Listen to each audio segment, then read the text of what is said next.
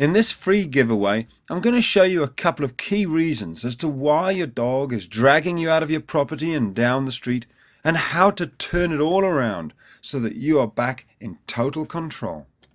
As you're going to see, the amazing thing about this method is that I use absolutely no force or fear or aggression. I don't even need to correct this dog, and yet she'll stop pulling of her own free will.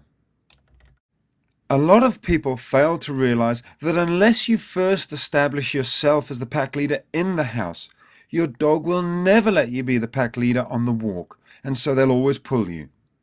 Becoming the pack leader is something I explain step by step by implementing the 5 golden rules that are inside the pack leader section of this video-based website. It's something that's so fundamental to stopping your dog from pulling you down the street.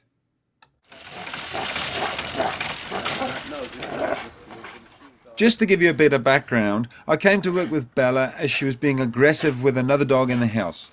She's clearly a strong dog and she's got a lot of energy that she was demonstrating when I turned up. Bring your tire. Bella, come here. Come here.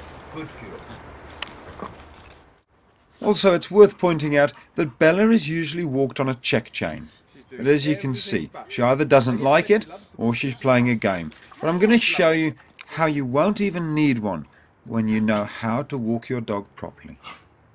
So here we are at the very start of the walk, and I've just attached a simple lead to her simple flat collar. There's no check chain. And then I'm going to stand up and just wait for her to calm down. I want a nice loose leash before I actually start walking. The biggest mistake that people make when setting off is that they lose control before they even get off their property. If your dog is doing backflips and barking and jumping up when you pick the lead up, you must wait until your dog has calmed down. If your dog refuses to calm down, then you can take the lead off, put it away, and try a little bit later.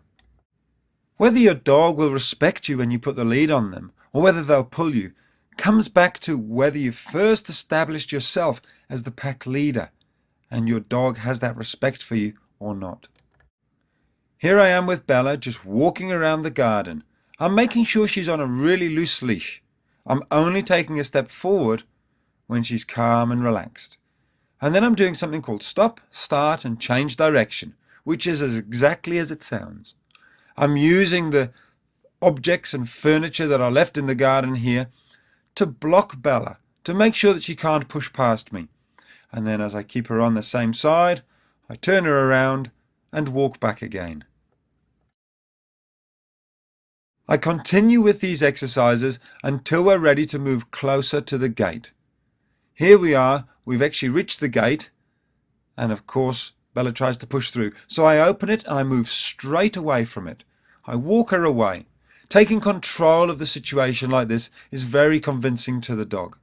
It shows her that even though the gate's open, I'm still in charge. And as you can see, it's these simple techniques which set me up in the position that I'm in now to be able to walk her out of the property.